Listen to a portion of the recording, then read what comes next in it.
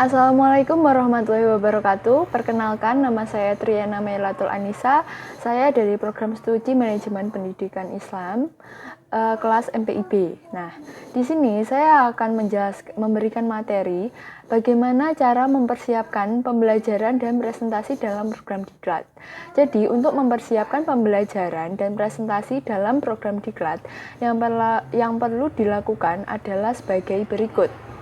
Yaitu yang pertama, kita itu harus memastikan bahwa kita itu telah mempersiapkan diri dengan baik untuk kelas presentasi tersebut.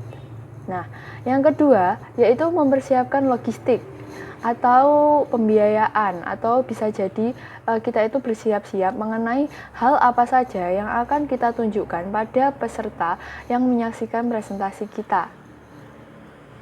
Contohnya yaitu seperti kita itu bisa menuliskan nama diri kita, nama kelas, dan jadwal singkat dengan waktu istirahat untuk hari itu di papan tulis di mana semua orang peserta itu dapat melihat jadwal tersebut. Itu penting dilakukan pada awal pelatihan.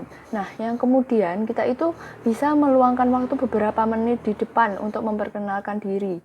Ini itu penting agar peserta itu bisa mengetahui nama pematerinya kan yang pasti. Lalu pemateri tersebut juga bisa meminta peserta lain untuk memperkenalkan nama, pekerjaan, dan tentunya harapan mereka ketika mereka sudah mengikuti acara pelatihan tersebut.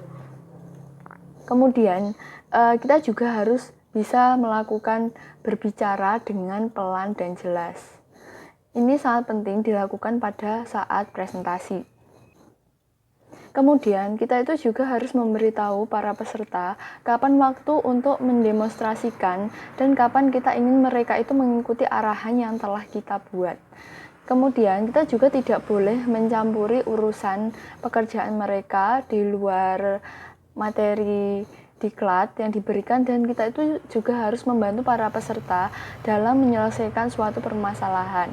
Jadi kita itu tidak boleh mencampuri urusan pekerjaan mereka, tetapi jika mereka membutuhkan arahan dari kita harus membantu dan memberikan solusi. Nah, kita juga tidak boleh terlalu cepat dalam melakukan pergantian slide saat presentasi. Ini hal yang paling sering dilakukan pada saat melakukan presentasi. Dan kita juga harus memperjelas tulisan pada slide. Jadi kayak menggunakan font-font yang sekiranya mudah dibaca dan mudah dipahami. Nah, kemudian kita juga bisa menggunakan contoh praktis yang berhubungan dengan pekerjaan saat menjelaskan sesuatu yang baru. Jadi, melakukan penjelasan disertai dengan contoh-contoh agar lebih jelas. Kita juga diperkenankan untuk mengajukan pertanyaan kepada audiens atau peserta, tetapi harus logis dan pertanyaan itu bisa dijawab tentunya. Nah, kemudian yaitu kita harus berbicara dengan menatap peserta, bukan ke papan atau komputer. Ini juga hal yang paling sering dilakukan pada saat orang-orang melakukan presentasi, yaitu yang dilihat bukan audiens tapi slide-nya.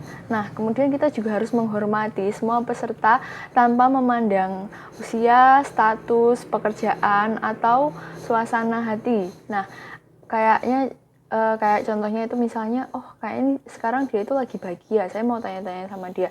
Itu nggak boleh ya teman-teman. Kemudian jika ada seorang peserta yang mengajukan pertanyaan yang kita itu masih belum bisa menjawab pertanyaan tersebut, kita itu bisa memberitahu mereka dengan baik-baik, yaitu mohon maaf saya belum pernah mendengar hal tersebut, dan saya akan memberikan jawabannya pada pertemuan berikutnya. Misalnya itu contoh yang bisa kita gunakan ketika kita itu masih belum mampu untuk menjawab pertanyaan dari audiens.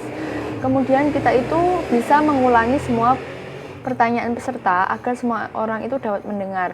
Jadi apabila audiens itu ada yang bertanya, kita itu bisa menyimpan pertanyaan dahulu, kemudian bisa kita paparkan lagi ketika kita akan menjawab. Jadi kadang kan ada peserta yang lupa, oh tadi audiensnya nanya apa ya. Nah, kita bisa mengulangi pertanyaan itu kembali supaya orang-orang itu bisa mendengar. Nah, kemudian kita itu juga harus memperhatikan kayak bahasa tubuh, kayak gestur gitu loh saat kita presentasi, kayak modulasi suara itu juga penting, dan kontak mata dengan audiens.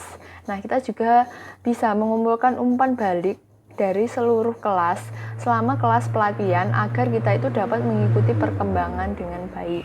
Nah, itu saja kiranya yang dapat saya sampaikan mengenai bagaimana cara presentasi yang baik digunakan pada saat pelatihan diklat. Terima kasih untuk perhatiannya. Wassalamualaikum warahmatullahi wabarakatuh.